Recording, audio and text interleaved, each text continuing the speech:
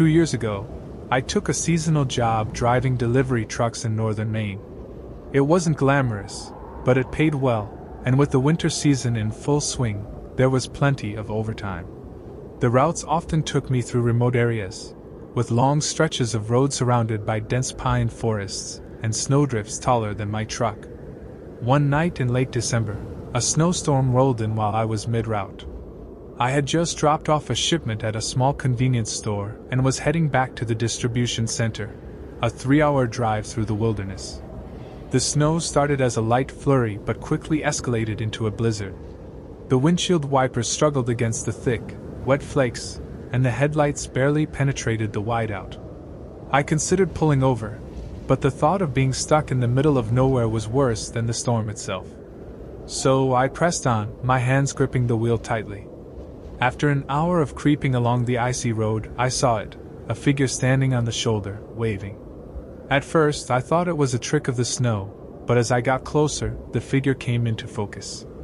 It was a woman, bundled in a heavy coat and scarf, her gloved hand raised in a desperate plea. Stopping felt like a bad idea. I'd heard enough horror stories about picking up strangers, especially in conditions like these. But the road was deserted, and leaving her out there felt worse. Against my better judgment, I pulled over and rolled down the passenger window. "Need a ride?" I called out. She nodded, her face obscured by the scarf.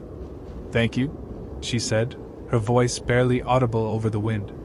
She climbed into the truck, bringing a gust of icy air with her.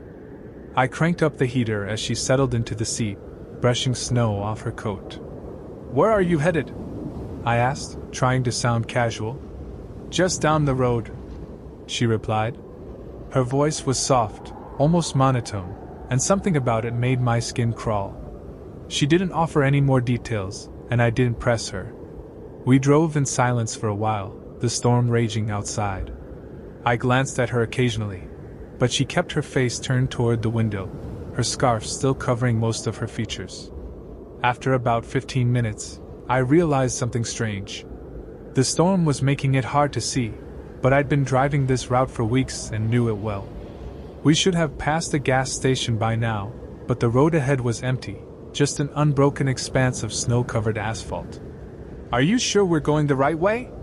I asked, trying to mask the unease in my voice. "Yes," she said simply, not turning to look at me. Something about her tone made me grip the wheel tighter.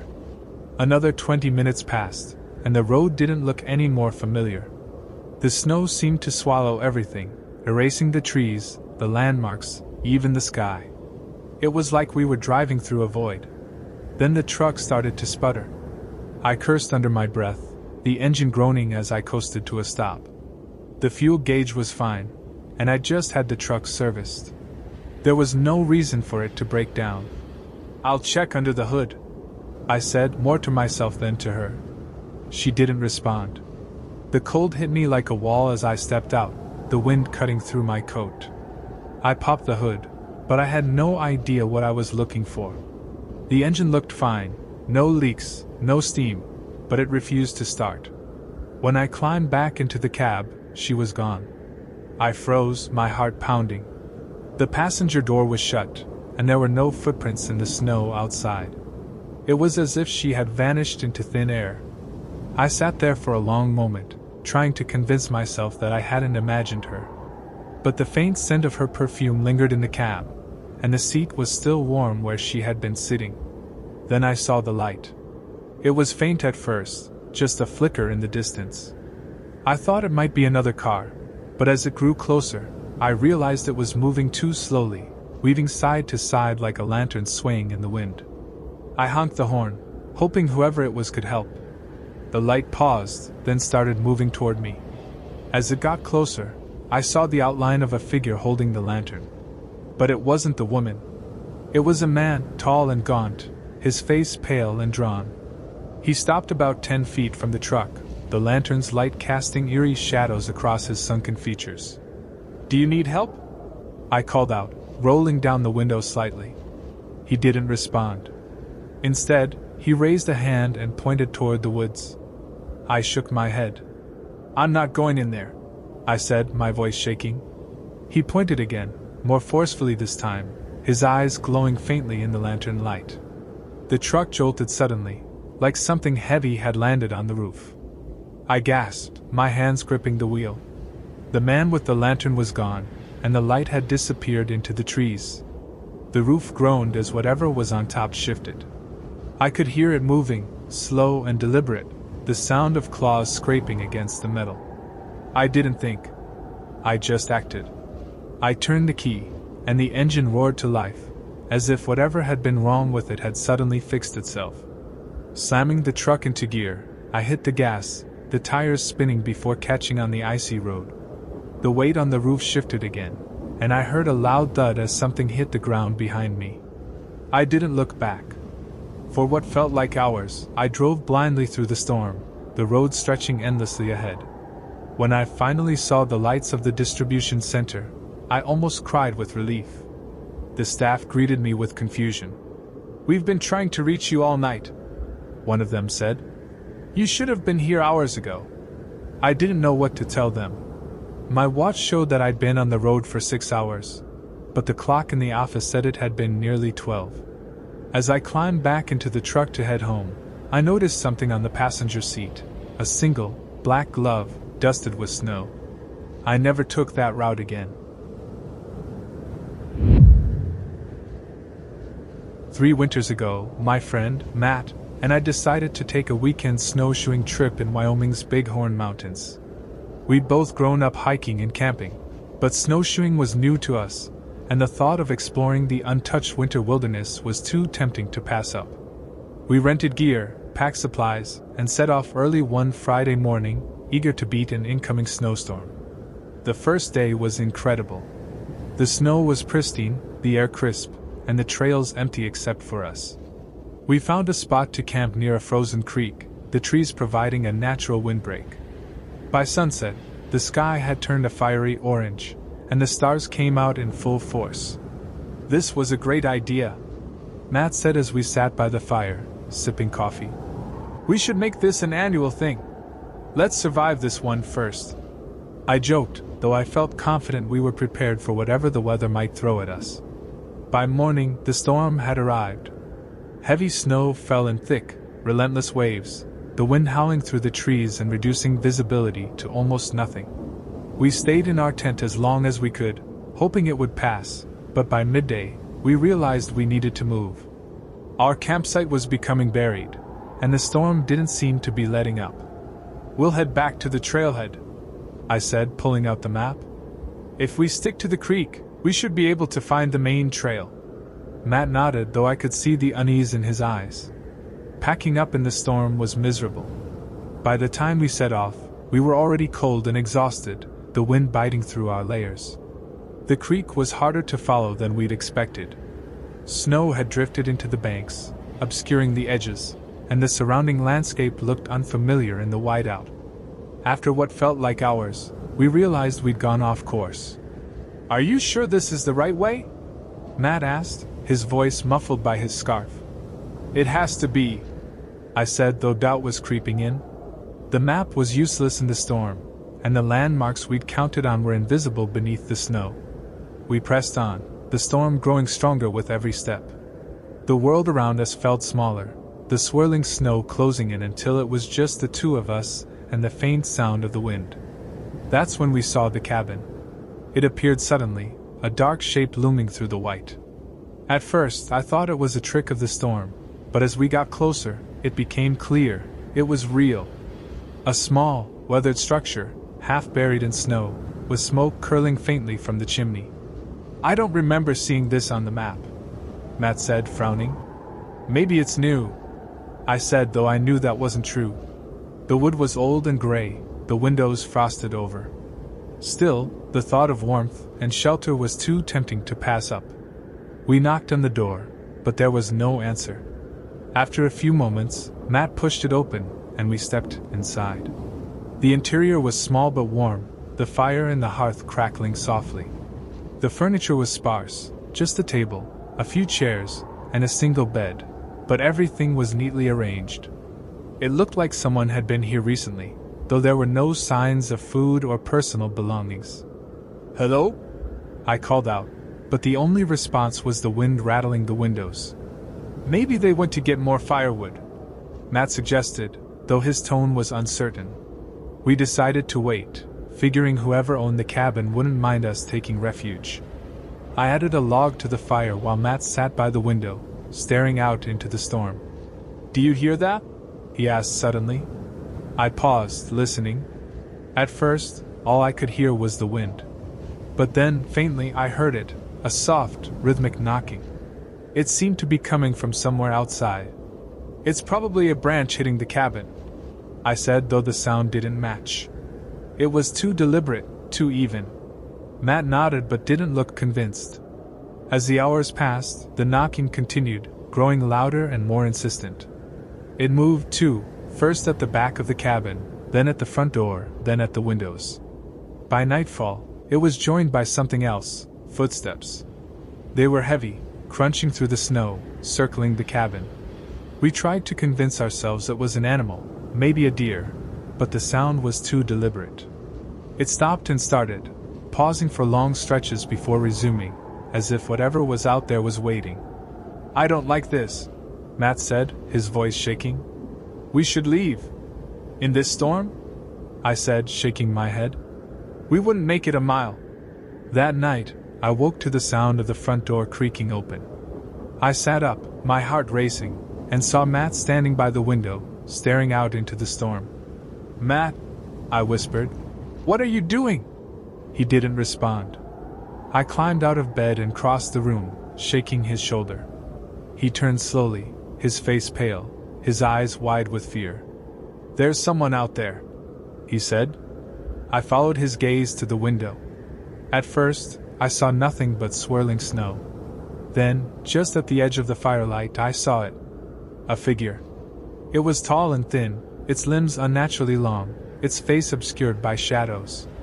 It stood motionless, its head tilted as if studying us. The knocking started again, louder than ever, coming from every direction at once. "Get away from the window," I said, pulling Matt back. I grabbed the axe we brought for firewood, my hands shaking. The figure didn't move. It just stood there, watching. The next morning, the storm had eased. The figure was gone, but the footprints remained, circling the cabin and disappearing into the woods. We left as quickly as we could, retracing our steps to the creek and eventually finding the main trail. When we reached the trailhead, we met a park ranger and told him about the cabin. "There's no cabin out here," he said, his brow furrowing. "Not for miles," we insisted, describing the location and the footprints. He didn't argue, but his expression grew grim. "You boys are lucky," he said. "Not everyone makes it back from storms like that." We never found out who, or what, was watching us that night. But sometimes, when the wind howls through the trees, I think I hear the knocking again. 3 winters ago, my cousin, Nate, and I decided to visit an old family property that had been sitting empty for years. It wasn't a cabin, exactly, it was more of a small lodge that had belonged to our late uncle, tucked deep in the forests of Michigan's Upper Peninsula. With the family scattered, and no one to maintain it, the place had fallen into disrepair. We thought it would be a fun project to clean it up, and maybe make it livable again. The drive was long, winding through narrow roads that became increasingly snowy as we climbed into the hills. By the time we reached the lodge, the sun was low on the horizon, and the first flakes of a snowstorm had started to fall.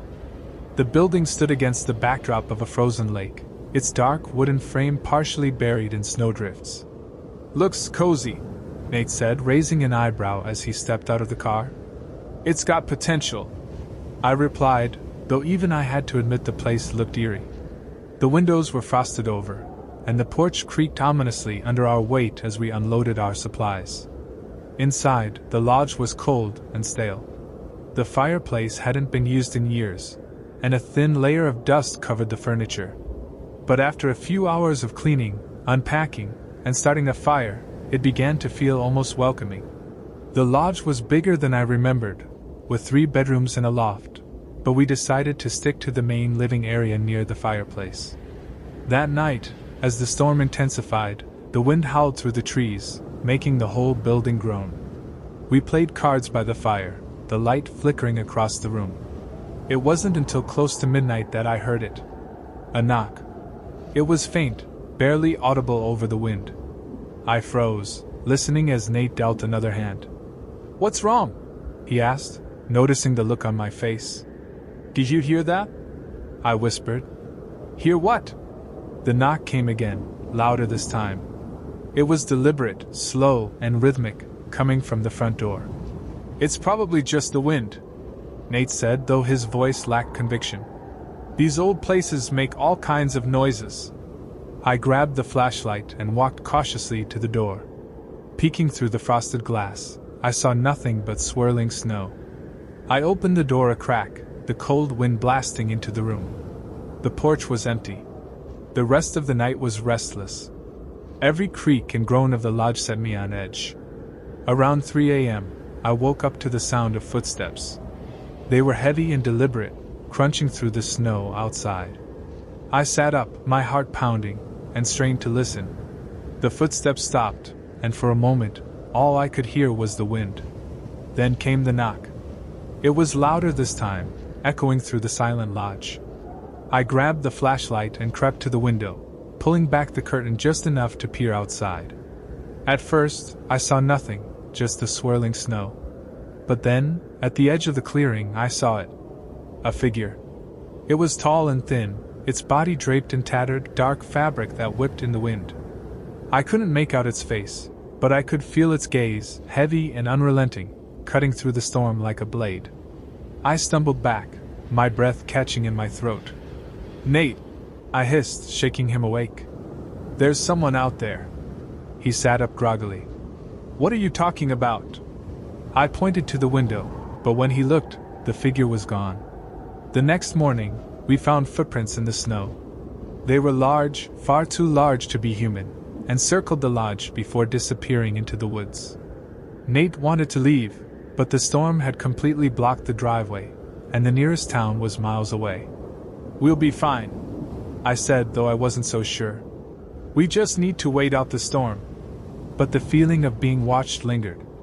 Every time I looked out the window, I expected to see the figure standing there, just beyond the trees. That night, the knocking returned. This time, it wasn't just at the door, it was at the windows, the walls, even the roof. Nate and I sat by the fire, clutching the poker and flashlight, too scared to move. The sound grew louder, more insistent, until it felt like the whole building was shaking. "Go away!" Nate shouted, his voice cracking. The knocking stopped. For a moment, the silence was worse than the noise. Then, from somewhere deep inside the lodge, I heard it. A whisper.